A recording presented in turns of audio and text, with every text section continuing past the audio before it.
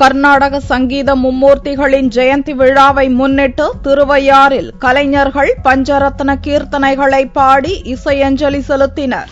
கர்நாடக சங்கீத மும்மூர்த்திகளான தியாக பிரம்மம், முத்துசாமி தீட்சிதர், ஷியாமா சாஸ்திரிகளின் ஜெயந்தி விழா திருவாரூர் மாவட்டம் திருவையாறில் கொண்டாடப்படுகிறது. இவ்வாண்டு ஜெயந்தி விழா கடந்த 30ஆம் தேதி இசைக்கலைஞர்களின் இசை நிகழ்ச்சியுடன் துவங்கியது. தினமும் இசைக்கலைஞர்களின் இசை நிகழ்ச்சிகள் நடைபெற்றது. ஜெயந்தி விழாவின் நிறைவு நாளான புதன்கிழமை அன்று தியாக பிரம்மம் பிறந்த இல்லத்தில் சிறப்பு ஆராதனையுடன் பஞ்சரத்ன கீர்த்தனைகளை பாடி பிரபல இசைக்கலைஞர்கள் அஞ்சலி செலுத்தினர்.